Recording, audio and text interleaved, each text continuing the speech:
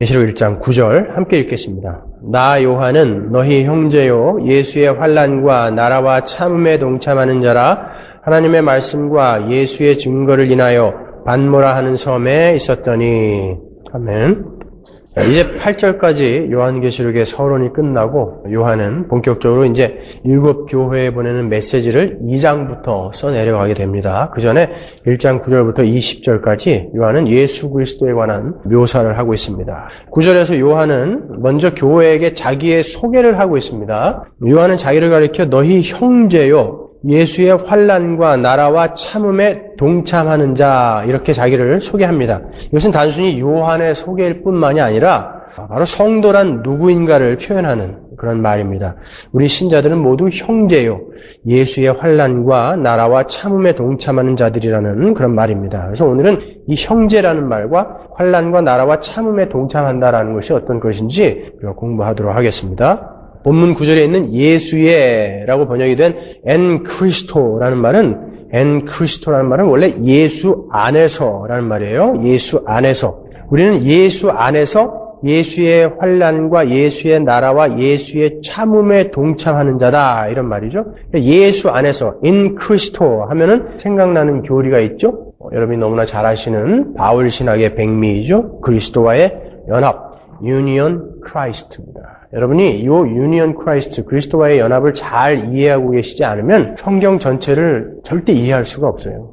우리가 이성적으로는 상당히 공감하기가 힘든 부분이지만 이 유니언 크라이스트를 여러분이 알고 계시지 못하면 복음을 이해할 수가 없어요. 그래서 오늘은 이 유니언 크라이스트에 대해서 조금 공부를 하고 그것으로 오늘의 구절을 한번 풀어보도록 하겠습니다. 성경에서 그리스도와의 연합을 설명하는 부분이 많이 있습니다만 한 군데만 제가 찾아드리겠습니다. 로마서 6장 3절로 가겠습니다. 무릇 그리스도 예수와 합하여, 그러죠? 예수와 합하여 세례를 받은 우리는 그의 죽으심과 합하여 세례받은 줄을 알지 못하느뇨. 그러므로 우리가 그의 죽으심과 합하여 세례를 받음으로 그와 함께 장사되었나니 이는 아버지의 영광으로 말미암아 그리스도를 죽은 자 가운데서 살리심과 같이 우리로 또한 새 생명 가운데서 행하게 하려 함이니라. 만일 우리가 그의 죽으심을 본받아 연합한 자가 되었으면 또한 그의 부활을 본받아 연합한 자가 되리라. 그리스도의 연합, 그리스도와의 연합에 대해서 설명하고 있습니다. 우리는 그리스도 예수와 합하여 죽었고 장사되었고 다시 살리심을 받아서 부활을 했다라는 설명입니다. 근데 바울은 그리스도와의 연합을 설명하면서 세례라는 것을 이야기를 하고 있어요. 세례에 대해서는 우리가 자세히 공부를 했죠. 잠깐 복습을 할까요? 여러분은 지금부터 물을 뿌리거나 물에 잠그는 그런 세례는 다 잊어버리세요. 성경에서 말하는 세례는 그것보다 더 깊은 의미가 있는 것입니다. 여러분, 할례가 구원의 조건입니까? 아니죠.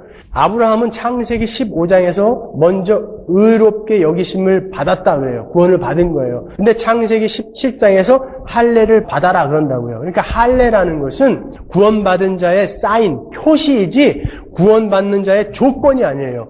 할례를 받아야 구원을 받는 거 아니에요.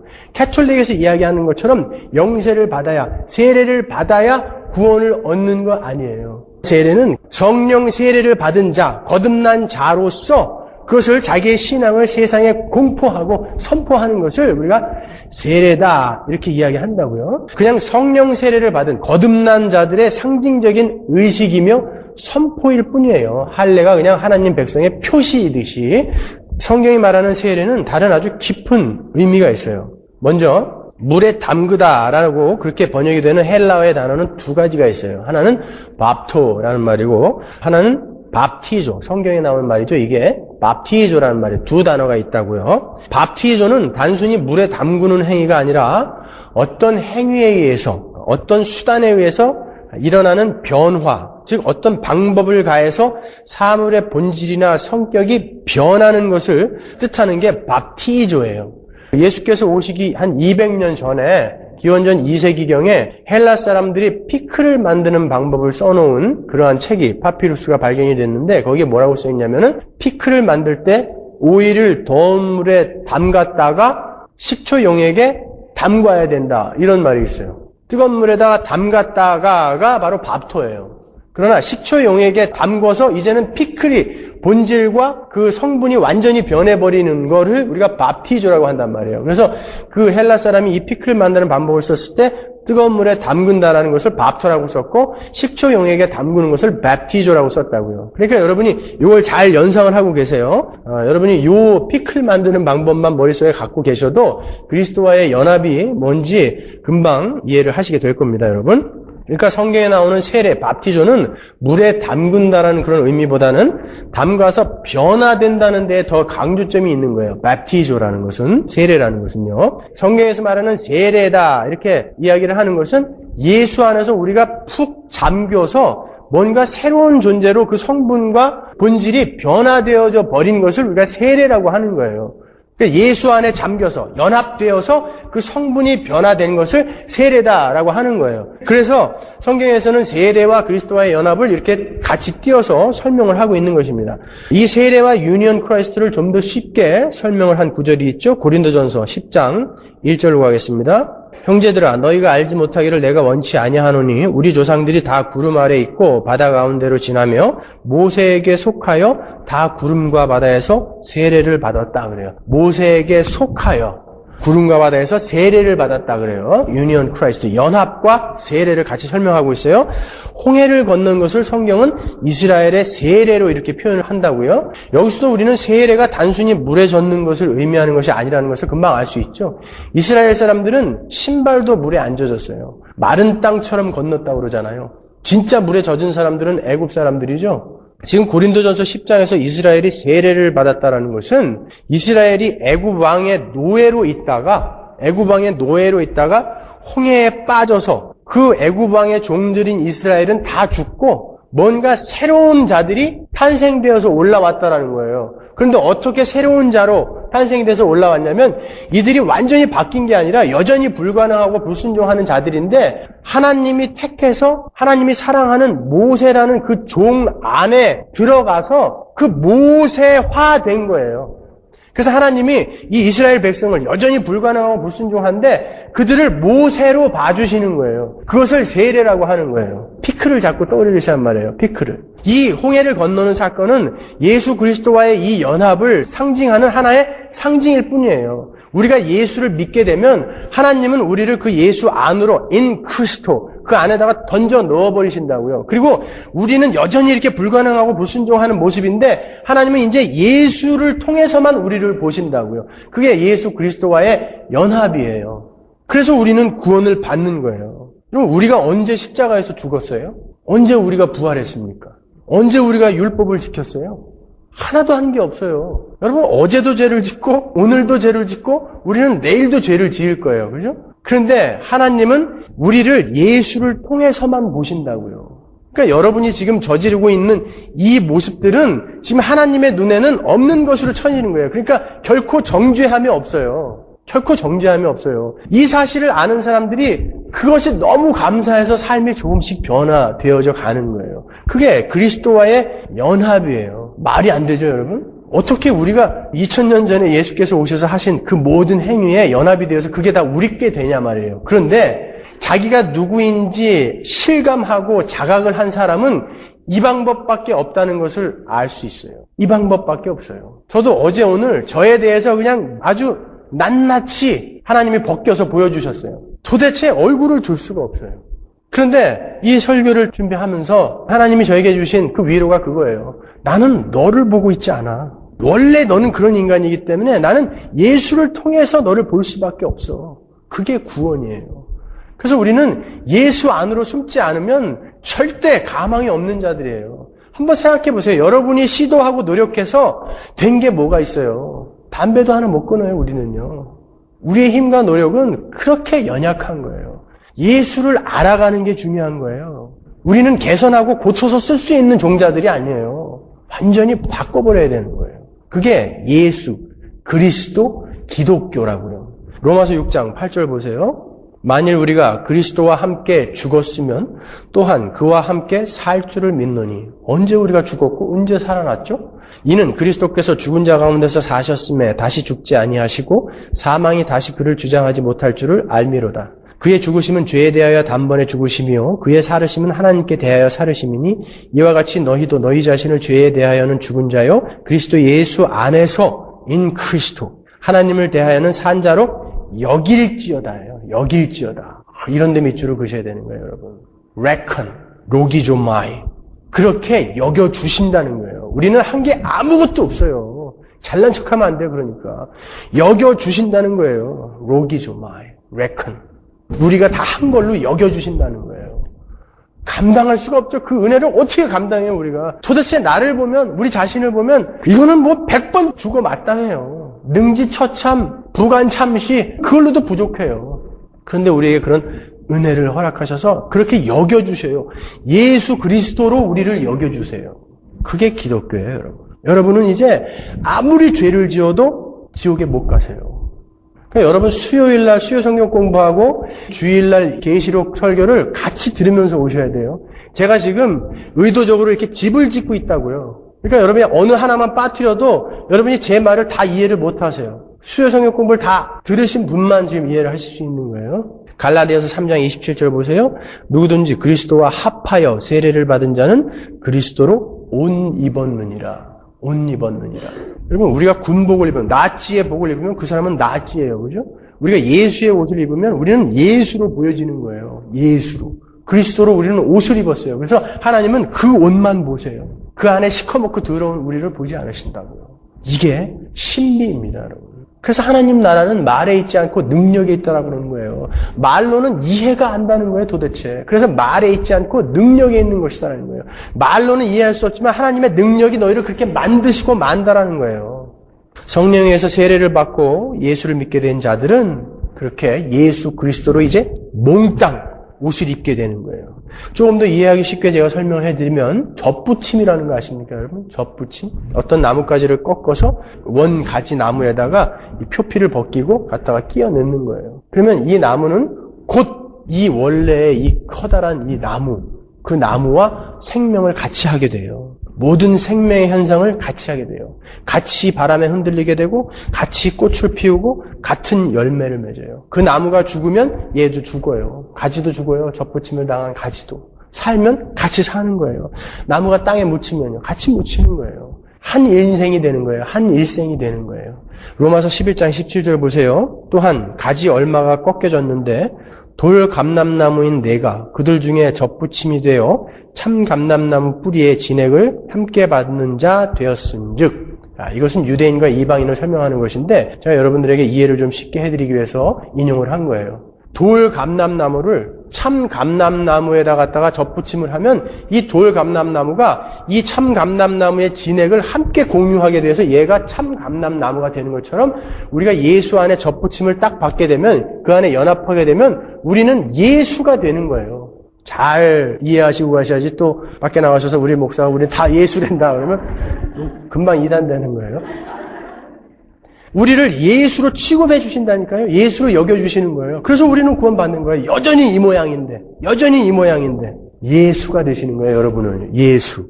그게 기독교예요. 그래서 크라이스트, 기독교예요. 사도 바울의 서신서를 보세요. in Christ, in Christ, in Christ, in Christ. 그냥 두 줄 걸러 한 번씩 나오죠. 예수 안에서, 예수 안에서, 예수 안에서, 예수 안에서. 그게 아니면 우리는 도대체 감당할 수 없어요. 우리 자신을 보세요. 우리 자신을 보세요. 안 돼요. 절대 안 돼요, 여러분. 자, 갈라디아서 2장 20절 보십시오. 내가 그리스도와 함께 십자가에 못 박혔나니 그런즉 이제는 내가 산 것이 아니요 오직 내 안에 그리스도께서 사신 것이라. 여러분들이 지금 계속 죄 짓고 실패하고 그러는 모든 것들은 여러분이 사시는 게 아니에요. 지금 그런 모습을 하나님이 보시지 않아요. 그 모습은 여러분이 갖고 있는 육신의 모습이에요. 새로 태어난 하나님과 관계에 있는 여러분의 영은 이제 죄를 지을 수가 없어요. 그런데 여러분은 지금 육신, 이 플래시, 이 죽을 몸뚱아리를 같이 갖고 계시다고요. 그 몸은 죽을 거예요, 이제. 그 몸이 뭐냐면 거듭나기 전에 그 옛사람. 우리가 하나님 없이 살도록 열심히 훈련되어지고 길들여진 그러한 습관, 경향, 이것을 죽을 몸, 옛사람이라고 그런다고요. 그게 아직 붙어 있어요. 그래갖고 우리는 계속 죄를 져요. 근데 이건 여러분께 아니에요. 이 신분을 여러분이 잘 알고 계셔야 돼요. 그래야, 감사하다. 어떻게 내가 오늘도 이렇게 죄를 졌는데 이게 내가 아니라 하나님이 나를 보시는 것은 오직 내 안에서 사시는 예수의 삶만 보시는구나. 그러면서 조금씩 변해가는 거예요. 우리의 이 불가능한 실존을 하나님은 이제 보지 않기로 결정하셨어요. 로기조마이. 이 신분을 계속 확인하셔야 돼요. 이 신분을 확인하셔야 여러분은 변화될 수 있어요. 데이빗 브레이너드의 그 책을 보면은 한국말로 아직 번역은 안 됐는데 그 데이빗 브레이너드가 계속 이야기하는 게 뭐냐면은 우리의 노력으로는 아무것도 할 수 없습니다. 우리의 노력으로는 아무것도 할 수 없어요. 그러나 그 예수가 여러분께 행하신 일만 바라보십시오. 그러면 그것이 여러분을 바꿔갑니다. 그 신분을 확인하시지 않으면 여러분은 절대 이 세상을 이길 수가 없습니다. 사랑하고 싶습니까? 사랑하려고 노력하지 마세요. 당신들은 사랑을 할 수 없는 존재예요. 그러나 사랑하신 예수를 아십시오. 그러면 그 사랑하신 예수가 당신을 사랑으로 끌고 갈 것입니다. 매일매일 그 신분을 확인하십시오. 그런다고요. 이게 복음이라고요. 그 웨일즈의 왕이었던 윈저 공 있잖아요. 1970 몇 년에 죽었죠? 그 웨일즈에서 쫓겨났어요. 그래서 파리에서 죽었다고요. 그 아버지가 윈저 공한테 뭐라고 그랬냐면 윈저야 그랬을까요? 모르겠어요. 하여튼 아들아, 네가 어려운 일이 있을 때마다 네가 누구인지 늘 생각해라. 네가 누구인지 늘 생각해라. 너는 왕이다. 지금 네가 쫓겨나 있어도 너는 네 신분은 너는 왕이다. 그 사람의 회고록에 그 말이 적혀 있는데 이게 하나님이 우리에게 하시는 말씀 같더라고요. 너는 하나님의 아들이야. 지금 네 모습에 실망하지 말어. 그 신분을 계속 확인하면 우리는 그 신분에 맞게 살려고 노력을 하게 된다는 거예요. 그러니까 신분을 확인하세요, 여러분. 신분을 확인하세요. 자, 이제 내가 육체 가운데 사는 것은 나를 사랑하사 나를 위하여 자기 몸을 버리신 하나님의 아들을 믿는 믿음 안에서 사는 것이라. 성령이 찾아오셔서 여러분을 만지는 순간 여러분은 오이가 식초용액에 담겨서 영원히 본질과 성분이 피클로 변하듯이 새 사람으로 바뀌어 버리는 거예요. 여러분은 새 사람이에요. 이제 새 사람. 이렇게 우리는 예수 그리스도와의 연합이 된 하나님의 백성들이에요.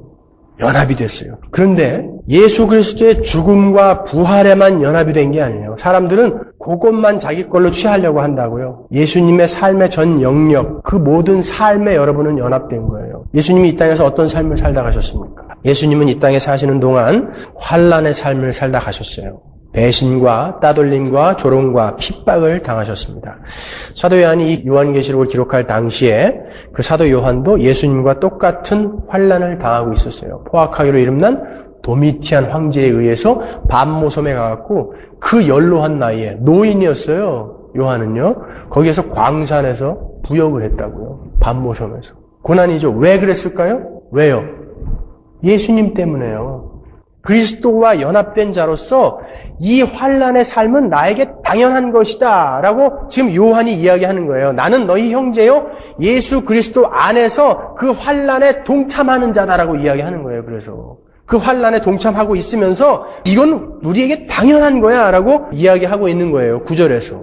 이 환난이라는 말은 헬라어로 뜰립시스라는 말이에요. 이 말은 억압, 뭔가를 꼭 누르다, 압제 이런 말이거든요. 영어로는 tribulation. 라틴어로는 트리블룸이라는 말인데 이게 탈곡기라는 말이에요. 탈곡기 아세요, 여러분? 막 이렇게 돌리면은 막 돌아가면서 거기다가 이렇게 집단을 딱 놓으면은 달달달달 돌아가면서 알곡만 떨어지는 거예요.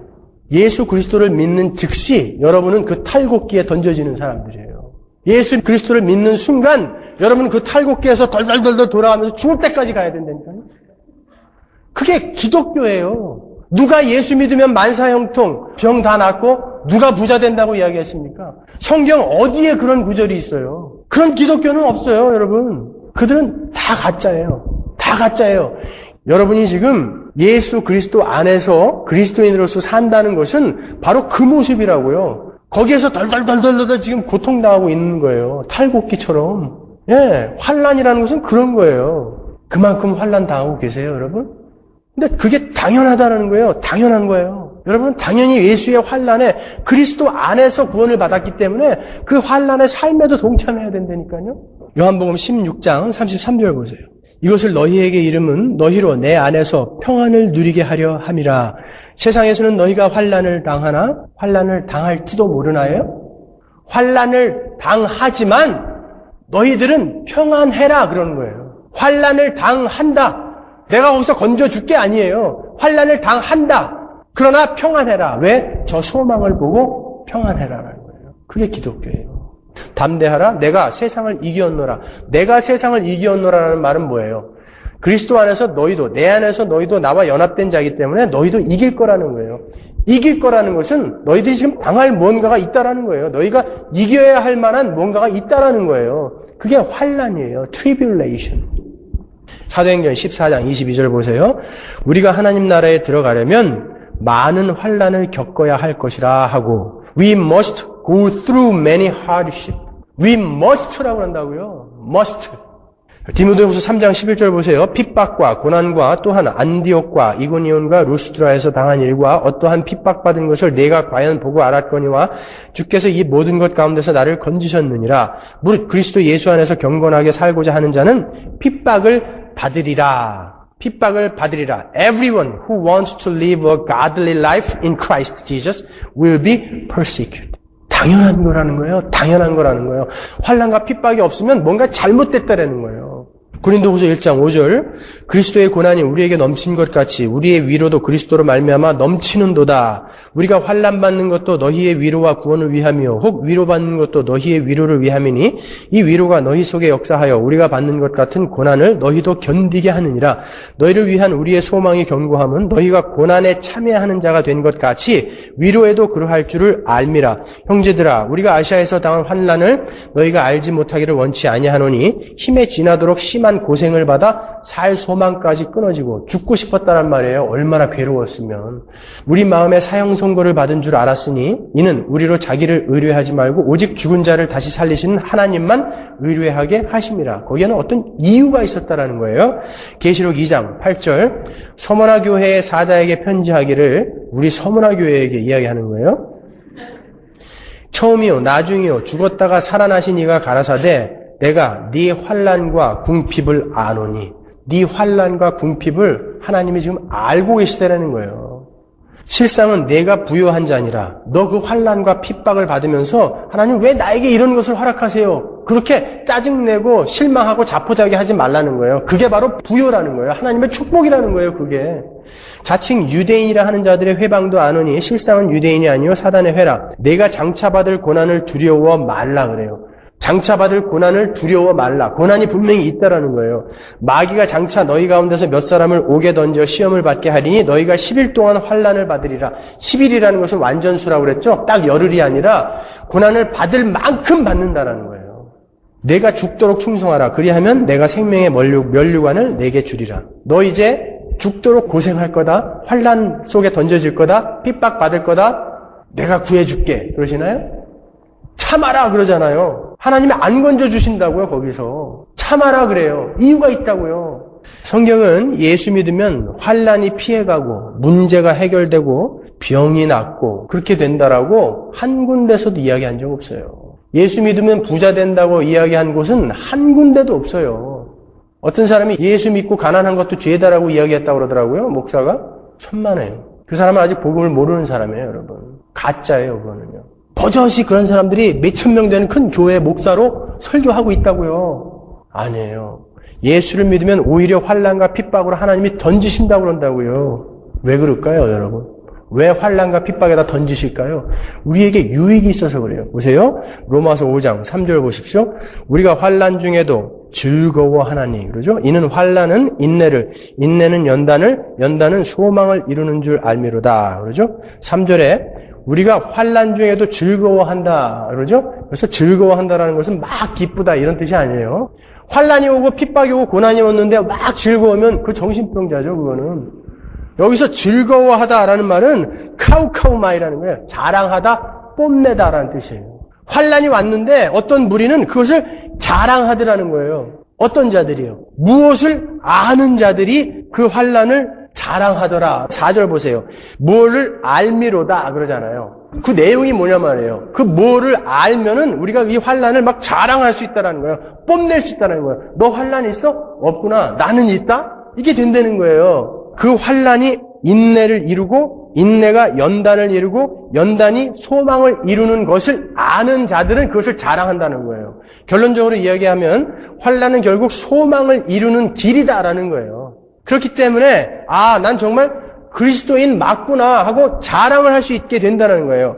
3절에서 환난이 인내를 이룬다고 그러죠. 여기서 이 인내라는 말, 휘포모네라는 말은 단순히 꾹 참는 거 아니에요. 그 환난이 그냥 꾹 참는 인내를 만든다, 이 말 아니라고요. 꾹 참는 인내는 예수 안 믿는 사람들도 잘해요. 환난이 없어도 그거는 이를 악물면 할 수 있는 사람들이 있더라고요. 잘 참는 사람들이 있더라고요. 여기서 말하는 휘포모네는 단순히 그냥 꽉 참는 게 아니라 정절을 지키면서 변치 않고 어디에 굳게 서 있는 걸 이야기하는 거예요. 그런 환난이 옴에도 불구하고 정절을 지키면서 변치 않고 어디에 굳게 서 있는 모습을 인내, 휘포모네라고 이야기하는 거예요. 그러니까 신자에게 있어서 이 환난은 오히려 하나님 앞에 굳게 서게 만드는 역할을 한다는 거예요. 환난이.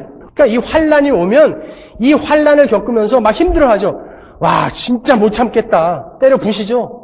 그러면서 난 정말 하나님을 전적으로 의뢰하고 있는 놈 아니구나 깨닫는 거예요. 환난이 오면은 이 세상에서 정말 의지할 분은 하나님밖에 없구나라는 것을 또 깨닫게 되는 거예요. 그러면서 하나님 정말 하나님 당신밖에 없군요라고 더욱더 굳게 하나님 앞에 서게 되는 것. 그것을 휘포모네, 인내를 이룬다라고 이야기하는 거예요. 우리가 좀 전에 읽었던 고린도후서 1장 8절 9절에서 뭐라고 그랬어요? 바울이 산 소망이 끊어지도록 아주 죽고 싶을 정도로 환난을 받은 이유가 뭐라고 그랬어요? 나를 의뢰하지 않고 그분을 더 의뢰할 수 있게 만들기 위해서 하나님이 나에게 허락하셨다라고 바울이 고백하잖아요. 예, 그 이야기예요. 그게 바로 인내라는 거예요. 하나님을 더 바라보게 만드는 거예요. 환난이 인내를 이룬다라는 말은 그 뜻이라고요. 그냥 무조건 꽉 참는다라는 뜻이 아니에요. 그런 유익이 있단 말이에요, 우리에게. 그리고 신자의 환난은 새로 거듭난 자기 안에 공존하는 이 죽을 몸, 이 옛 몸을 자꾸 무력화시켜요. 자꾸 무장해제를 시킨다고요. 여러분이 지금 실감하고 체감하고 있는 것은 여러분의 옛 몸뚱아리예요. 이 왼수 같은 몸뚱아리는 어떻게 내가 하고 싶은 대로 따라와 주지를 않아요. 그런데 그 환난이 무장 해제시켜준다고요. 어떻게 이 옛 몸뚱아리를 무장을 해제시켜 가냐면은 제가 예전에 고등학교 때까지 너무 열심히 공부를 하는 바람에 대학교 들어가자마자 열심히 놀기 시작했죠. 그래서 매일매일 돈 1,000원을 갖고 나이트클럽에 갔다고요, 친구들하고. 그때는 1,000원 내면은 콜라 한 병 쬐끔한 거 주고 마음대로 놀게 했어요. 그래서 아주 재미가 들려가지고 제가 이래봐도 옛날에는 한춤 했다고요. 그래가지고 그날도 그 재미를 쫓아 나이트클럽을 가고 있는데 갑자기 주위가 웅성웅성 하는 거예요. 왜 그러나 하고 봤더니 전파사 앞에 가서 봤더니 북한에서 미극이 하나가 넘어왔어요. 그 민방위 훈련하는 아나운서가 국민 여러분 지금 북에서 미극이가 넘어왔다는 거예요. 그러면서 곧 전쟁이 일어날지 모른다. 조금 전까지만 해도 너무너무 가가지고 막 놀 생각에 막 즐거웠던 제가 다리에 힘이 쫙 풀려. 가긴 어딜 가요? 빨리 집에 가야지. 근데 진짜 걸음을 못 걷겠더라고요. 무서워가지고. 네, 우리가 너무너무 좋아서 너무너무 익숙해서 빠져나오지 못했던 것들이 이런 어떤 환난이나 이런 핍박이나 이런 것을 통해서 그것들이 자꾸 힘을 잃어가는 거예요. 힘을 잃어가는 거예요. 월남국수집에 가면 사리를 5개씩 시켜 먹는 석진이나 하림이 같은 애가 환난이 오니까 집이 어려워지니까 밥을 안 먹더라니까요. 밥맛이 없는 거예요. 그것처럼 무력화시키는 거예요. 옛 몸뚱아리. 환난은 그런 역할을 한다고요. 주일날 매일 골프 치느라고 이게 너무 재밌어가지고 매일 골프 치느라고 교회를 못 오던 분이 50에 낳은 아들이 교통사고 나서 다리가 이 골반 밑으로 2개가 딱 잘렸어요. 그 다음부터 이 사람이 골프를 어딜 치러 가요? 아무것도 재미가 없더라는 거예요. 아무것도. 내가 이 세상에서 제일 사랑했던 내 아들이 저렇게 되고 나니까 뭘 해도 재미가 없더라는 거예요. 환난이라는 것은, 핍박이라는 것은 우리가 빠져나오지 못하는 이 옛 재미, 쾌락 이런 것들을 자꾸 무력화시키는 역할을 한다고요? 한번 잘 생각해 보세요, 여러분이. 여러분들에게 닥친 환난으로 여러분들이 끊어버린 것이 유익이 분명히 있다니까요. 그래서 하나님은 그냥 놔두시는 거예요. 우리에게 유익해요. 욥기 42장 5절 보세요. 내가 주께 대하여 귀로 듣기만 하였사옵더니 이제는 눈으로 주를 배옵나이다. 환난을 다 통과하고 나니까 이제는 듣기만 했던 주님을 눈으로 배웁게 된다라는 거예요. 이게 바로 인내, 휘포모네라는 뜻이에요. 더욱더 정절을 잃지 않고 거기에 굳게 서게 되는 게 이 환난의 역할이라고요. 힘들지만 참는 거예요. 그래서 우리가 당연히 가야 할 길이에요. 그리고 인내는 연단을 이룬다 그러죠? 인내는 연단을 이룬다. 여기서 연단이라는 말을 단순히 두들겨서 단단하게 만든다가 연단이 아니에요. 연단이라는 말, 노키메라는 이 말은 어떤 목적에 부합하도록 질이 검증된 것을 이야기하는 거예요. 어떤 목적에 부합하도록 질이 검증된 거. 그러니까 예를 들어서 철도를 만들 때 이 철로에 쓰일 철은 수십 톤의 하중을 견뎌야 돼요. 그죠? 그러니까 철로를 놓기 전에 이 철을 미리미리 검증하고 시험한다고요. 그래서 떨어지면 안 돼요. 검증됐을 때, 이 시험을 통과했을 때 철로로 쓰이는 거예요. 그걸 도키메라고 그런다고요.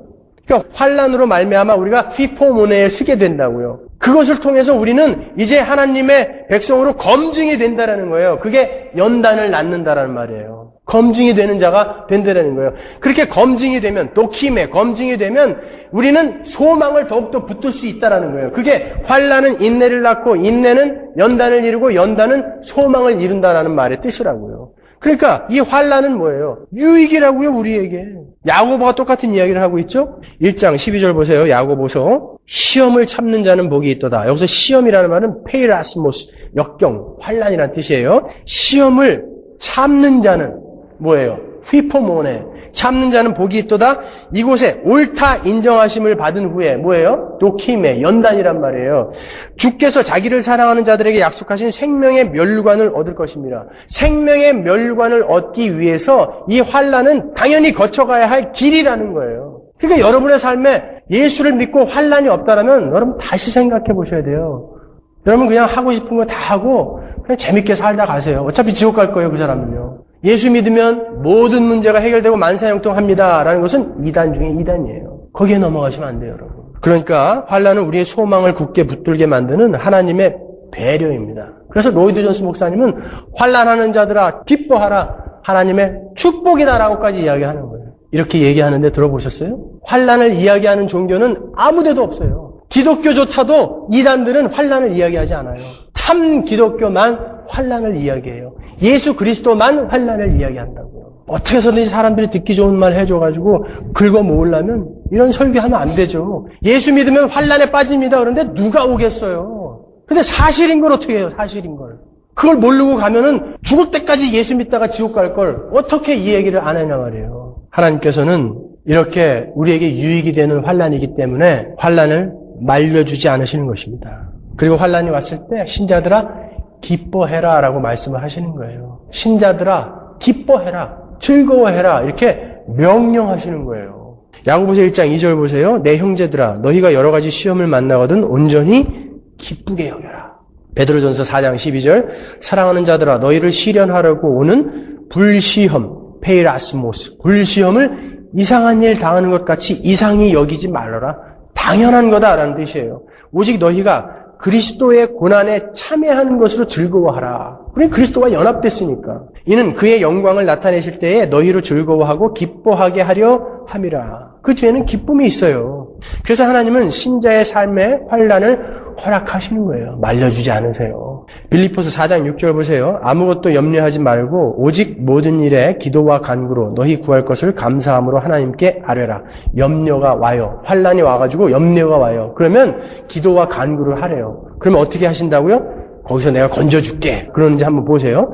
그리하면 모든 지각에 뛰어난 하나님의 평강이 그리스도 예수 안에서 너희 마음과 생각을 지키시리라. 기도를 하면 내가 고쳐줄게, 건져줄게, 해결해줄게가 아니라 그 상황 안에서도 너희가 평강을 누릴 수 있게 내가 생각을 지켜줄게 그런다고요. 이게 기독교라고요. 그 상황 안에서도 예수로 말미암아 평강을 유지하고 있는 게 기독교예요. 문제가 해결되는 게 기독교 아니에요. 그것 때문에 예수가 이 땅에 오셔서 죽은 거 아니에요, 여러분. 환난은 그렇게 우리에게 유익이 있기에 하나님께서 허락하십니다. 그리고 아울러 오늘 본문을 보면 그리스도인들에게 왜 이 환난이 필연적이냐? 왜 필연적이냐? 세상과 원수인 예수 그리스도의 증인이며 하나님의 말씀을 전하는 자들이 바로 우리이기 때문에 마귀와 세상은 당연히 우리를 공격하게 돼 있다 그래요. 9절을 한번 다시 읽어보세요. 나 요한은 너희 형제요 예수의 환난과 나라와 참음에 동참하는 자라. 왜? 하나님의 말씀과 예수의 증거를 인하여 그 하나님의 말씀과 예수의 증거 때문에 반모라 하는 섬에 갇혔다.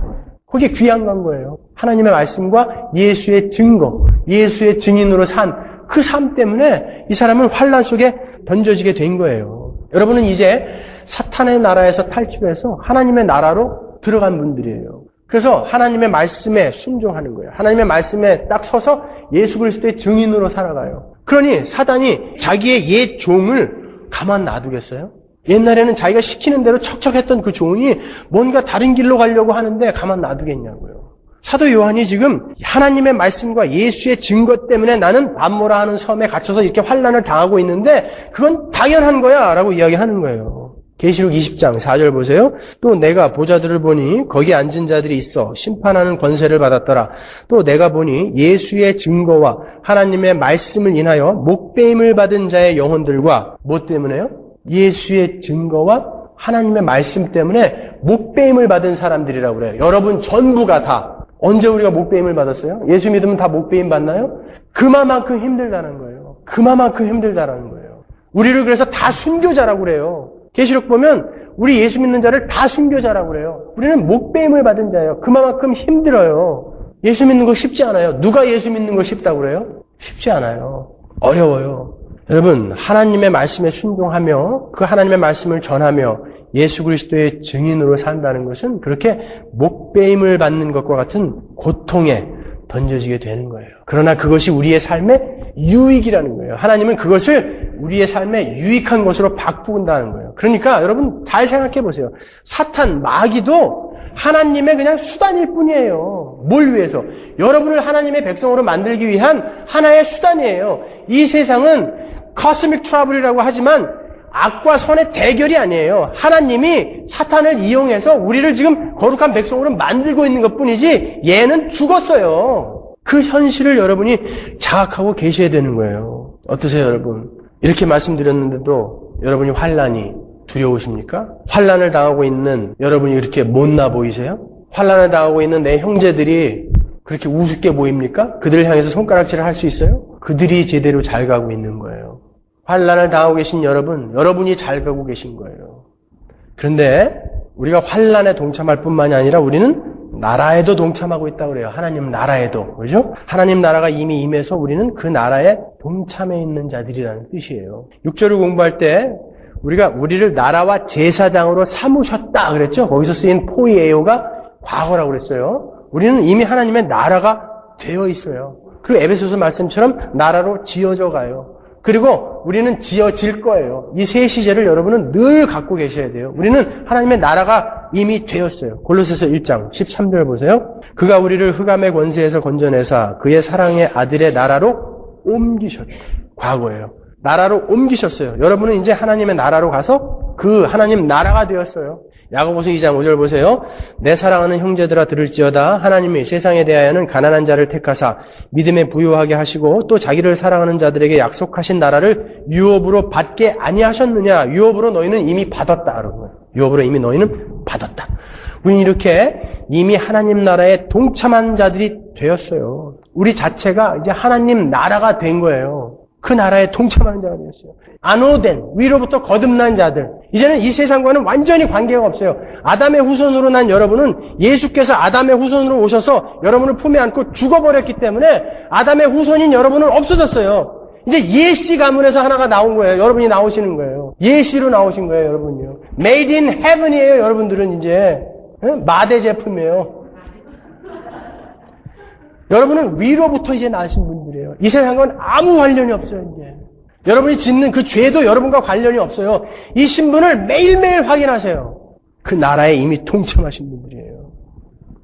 그런데 오늘 본문에 보면요. 그 하나님 나라에 동참한 자들에게 환난과 참음이 요구되고 있어요. 그죠? 그러면 이 구절만 봐도 후천연설하고 전천연설주의자들이 틀렸다는 것을 확실하게 알 수 있죠. 그들은 환난과 핍박이 없는 천년 왕국을 기다리고 있잖아요. 그런데 성경에서는 그 왕국에, 그 나라에 동참한 우리에게 환난이 있다라고 한다고요. 참음이 있다라고 이야기한단 말이에요. 그러니까 이건 틀린 얘기잖아요. 그 천년 왕국, 그 하나님 나라에는 이 가시적 이 땅에서 우리가 겪어내는, 살아내는 그 하나님 나라에는 환난이 있어요. 시험이 있어요. 원수가 있다니까요. 시편 110편 1절 보세요. 여호와께서 내 주에게 말씀하시기를 내가 내 원수로 내 발등상 되게 하기까지 너는 내 우편에 앉으라 하셨도다. 여호와께서 시온에서부터 주의 권능의 호를 내어 보내시리니 주는 원수 중에서 다스리소서. 그래요. 원수 중에서 다스리소서. 예수님이 우리를 다스리는데 원수 중에서 우리를 다스린다니까요. 환난이 없고 핍박이 없다고 누가 그래요? 천만에요. 원수와 함께 우리는 공존해요. 그래서 괴로워요. 힘들다고요.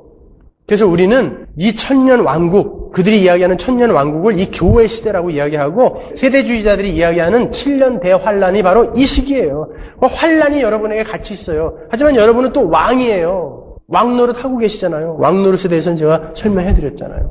예, 이 현실을 좀 잘 파악하고 계셔야 돼요. 정리를 해드리겠습니다. 예수께서 다시 오시는 날 그 하나님 나라는 가시적으로 완성이 될 것입니다. 그러나 지금도 그 하나님 나라를 사는 사람들이 있어요. 나라의 개념에서 가장 중요한 것은 국민도 아니고 영토도 아니라고 그랬습니다. 누가 다스리느냐, 그 통치권, 주권이라고 그랬어요. 이 땅은 하나님의 나라가 아니에요. 하나님의 통치를 즐거워하는 자들이 하나님의 나라란 말이에요. 그러나 거기에 원수들, 대적들이 함께 공존을 해요. 그래서 그 통치에 순종하는 하나님의 나라들에게는 환란이 있어요. 근데 그 환란은 오히려 우리에게 유익이 돼요. 하나님의 도구로 쓰이는 것일 뿐이에요. 그것을 감수하면서 하나님의 통치를 기꺼이 받아들이며 사는 그들이 바로 그리스도인이며 하나님 나라다라고 이야기하는 거예요. 그러나 아직 가시적으로 이루어지지 않았기 때문에 그 나라를 우리는 믿음으로 인내하고 참으면서 가는 거죠. 그러나 그 나라는 이미 이루어졌어요. Already not yet. 여러분이 항상 머릿속에 두고 계세요. 이미 이루어졌어요. 그러나 이제 가시적으로 오는 그날까지는 우리에게 참음이 요구되고 있어요. 그래서 로마서에서 말할 수 없는 탄식으로 우리가 우리 몸의 구속을 기다린다는 말은 산모가 애를 낳을 때까지 그 고통을 겪으면서 기다리는 것을 바로 그 탄식이라고 그러거든요. 그런 힘든 어려움이 있다고요. 우리는 그래서 그날을 기다리면서 가는 거예요. 그게 소망이잖아요. 아직 가시적으로 이루어지지 않은 그 나라를 보면서 믿음으로 바라보면서 인내하면서 각인의 눈이 그 나라를 볼 수 있는 바로 그날을 기다리는 것, 그것이 바로 사도 요한이 이 구절에서 이야기하는 그리스도인의 신분이에요. 그리스도인들은 그렇게 예수 그리스도와 연합이 되어서 그 환난에 동참하고 그 나라에 동참하며 예수님의 참음에 동참해요. 그러나 예수님과만 연합한 것이 아니라 여러분은 예수님을 머리로 연합이 되어 있고 접붙임이 되어 있기 때문에 여러분들끼리도 연합이 된 거예요. 이제는 한 영이 흐르고 한 피가 흘러요. 그래서 사도 요한은 9절에서 나는 너희의 형제다 그러는 거예요. 형제라는 건 뭐예요? 피를 나눈 사람들을 형제라고 그래요. 나는 너희의 형제다. 우리는 우리끼리도 이렇게 연합이 된 거예요. 한 아버지를 둔, 한 맏형을 둔 피부치라고요. 로마서 8장 29절이요. 하나님이 미리 아신 자들로 또한 그 아들의 형상을 본받게 하기 위하여 미리 정하셨으니 이는 그로 많은 형제 중에서 맏아들이 되게 하려 하심이라. 여러분은 차남, 삼남, 차녀, 삼녀 뭐 이렇게 되는 거예요. 맏아들이 예수님이고 우리는 형제가 됐어요. 이제 여러분 우리가 형제예요. 우리가 가족이에요. 진짜 가족이에요. 진짜. 히브리서 2장 11절 보세요. 거룩하게 하시는 자와 누구죠? 예수죠. 거룩하게 함을 입은 자들 누구예요? 교회죠. 다 하나에서 난지라. 다 하나에서 났대요. 우리 보고. 그러므로 형제라 부르시기를 부끄러워하지 아니하시고 이르시되 내가 주의 이름을 내 형제들에게 선포하고 내가 주를 교회 중에서 찬송하리라 하셨으며. 그죠? 교회는 한 하나님으로부터 나온 형제들이에요. 한 하나님으로부터 나온 한 하나님. 이게 중요한 거예요. 하나에서 났다라는 거. 이 시대의 교회를 보세요. 그런데 그들이 정말 한 하나님을 섬기고 있나요? 정말 한 아버지를 섬기고 있는 형제들 맞아요? 교회들을 한번 보세요. 여호와의 증인이나 안식교나 카톨릭에서 부르는 하나님과 제가 섬기는 우리 아버지 하나님은 다른 분이에요. 아무리 공부해봐도 다른 아버지예요. 그거는. 저는 그들과 한 형제 아니에요. 심지어 세계에서 제일 큰 교회를 만들었다고 전 세계 기독교인들이 존경하는 그분이 만들어 놓은 어찌 하나님이 아니 계시고야 저렇게 큰 교회가 될 수 있느냐라고 사람들이 입에 침을 튀기면서 칭찬하는 그분이 섬기는 하나님과도 저는 다른 하나님을 섬기고 있어요. 아무리 공부를 해봐도 그분이 이야기하는 하나님하고 우리 아버지하고는 달라요. 제가 아무리 양보를 하고 공부를 해봐도 달라요. 저는 그분들하고는 다른 곳에 갈 거예요. 확신해요. 우리 아버지가 아니에요. 저는 그분들하고 형제 아니에요. 그리고 어찌 예수에게만 구원이 있겠느냐 그러면서 불교, 원불교, 캐톨릭이 모인 곳에 가가지고 윤리 강연, 도덕 강연, 사회 정화 이런 거 강연하고 다니는 그 유명한 원효대사를 존경한다는 그 목사님이 섬기는 아버지하고도 우리 아버지는 달라요. 저는 그분하고 딴 곳에 갈 거예요. 우리 아버지가 아니에요. 형제라는 것은 한 아버지예요. 한 아버지. 어떻게 그렇게 다른 아버지가 있어요? 그래서 우리가 교리가 중요하다는 거예요. 한 교리, 바른 교리 아래에서 바른 아버지, 바른 하나님을 믿고 가는 것이 형제예요. 그들을 그리스도인이라고 하는 거예요. 한 신앙 고백을 하는 거예요. 한 신앙 고백. 한 아버지에 대한 고백을 하는 거예요. 그게 그리스도인이에요. 우리의 신분이에요, 여러분. 요한이 그 이야기 하고 있는 거예요. 교회는 이렇게 한 형제입니다. 한 핏줄이에요. 우리는 이 땅과 이 세상과 이 하나님의 나라가 오버랩된 이 공존하는 교회 시대, 아주 특이한 교회 시대를 살아가기 때문에 여러분에게 허락하신 이 세상, 가족들에게, 여러분에게 허락하신 친구들에게 최선을 다하셔야 돼요. 직업에 최선을 다하셔야 돼요. 공부도 열심히 하셔야 돼요. 그렇지만 진짜 여러분의 가족은 이제 영원히 함께 살 가족들은 여러분이에요. 이 중에도 아닌 사람도 있겠지만 하나님의 백성들이 여러분의 형제예요. 진짜 형제예요. 그들이. 그게 바로 교회라고요. 고린도전서 12장 25절 보세요. 몸 가운데서 분쟁이 없고 오직 여러 지체가 서로 같이하여 돌아보게 하셨으니 만일 한 지체가 고통을 받으면 모든 지체도 함께 고통을 받고 한 지체가 영광을 받으면 모든 지체도 함께 즐거워하나니. 우리가 진짜 교회라면 우리의 영이 한 영이 흐르기 때문에 서로 알아볼 수 있어요. 아십니까? 우리는 한 영이 흐르기 때문에 서로 알아볼 수 있어요. 그 사람들은 서로 부둥켜 안고 울고 불고 하면서 끝까지 같이 갈 수밖에 없다니까요. 그게 교회예요. 여러분, 생명이 잉태되어서 이 생명이 자라나야 되잖아요. 어디서 자라죠? 어머니의 자궁 안에서 자라잖아요. 그 자궁의 역할을 하는 것이 교회예요. 교회 안에서만 자랄 수 있어요, 여러분은요. 서로서로에게 거울이 돼주고 위로하고 격려하고 사랑해주면서 또 시금석이 되어주면서 이 교회 안에서 자랄 수 있다니까요. 세상 사람들은 우리의 신분을 자각하지 못해요. 그렇기 때문에 세상에서 여러분들이 자라날 수가 없어요. 교회 안에서 교회가 무엇인지 아는 사람들끼리 부딪히면서 자라날 수 있어요. 그래서 교회가 모이는 게 중요한 거라니까요. 그래서 성경에서도 모이기를 힘써라 그러는 거예요. 모이기를 힘써라. 그 나라, 그 하나님의 나라는 완성이 돼 있어요. 여러분의 신분도 이제 운명적으로 결정이 되어져 있어요. 그렇지만 아직 갈 길은 멀어요. 그죠? 환란이 있습니다. 그렇기 때문에 여러분에게 참음이 요구되는 거예요. 잘 참으세요. 잘 참으세요. 그리고 서로 모여서, 형제끼리 모여서, 자매끼리 모여서 자라가세요. 자라가세요. 그러면 조금 더 힘을 얻을 수 있어요. 마태복음 10장 22절 보세요. 또 너희가 내 이름을 인하여 모든 사람에게 미움을 받을 것이나 나중까지 견디는 자는 구원을 얻으리라. 나중까지 견뎌야 구원을 해주겠다는 게 아니라 구원을 받은 자는 당연히 견딜 수밖에 없다는 거예요. 형제들이 있기 때문에. 로마서 8장 24절 보십시오. 우리가 소망으로 구원을 얻었음에 보이는 소망이 소망이 아니니 보는 것을 누가 바라리요? 만일 우리가 보지 못하는 것을 바라면 참음으로 기다릴지니라.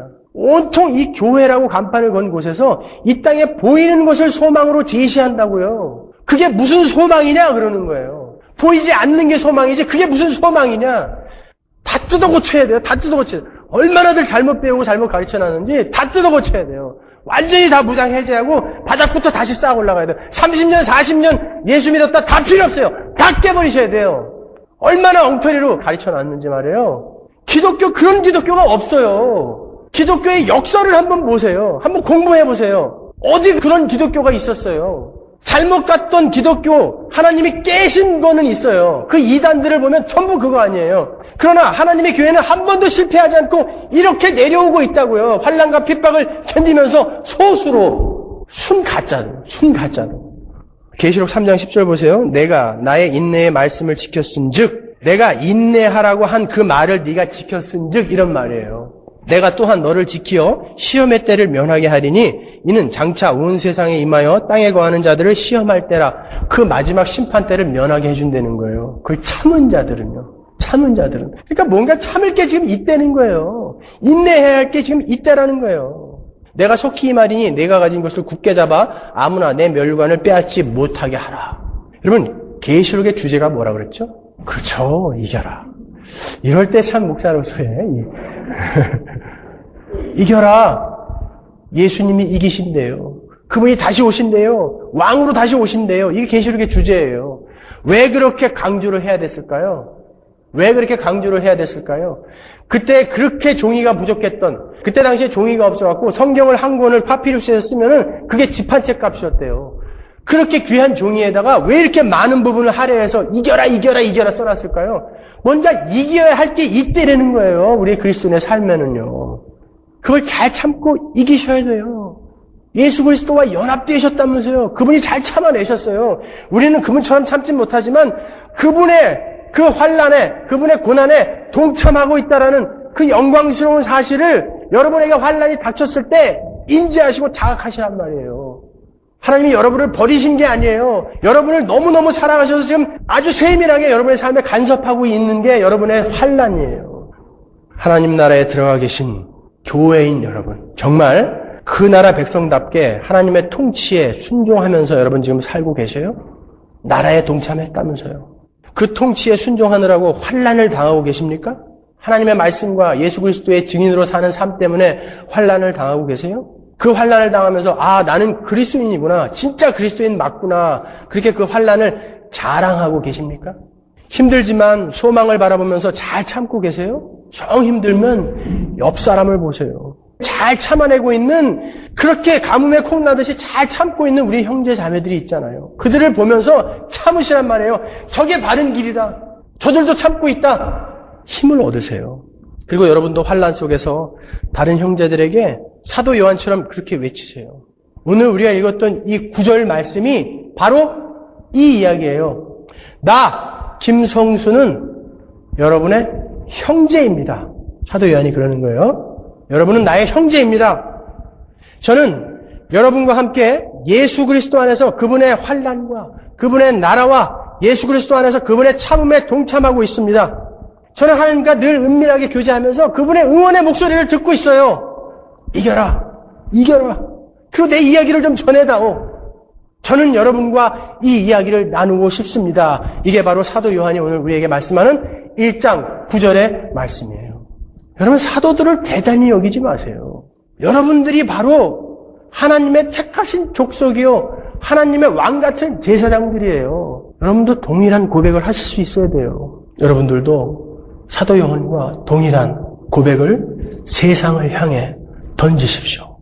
잘 참으세요. 잘 이겨내십시오. 제대할 날은 곧 옵니다. 기도하겠습니다.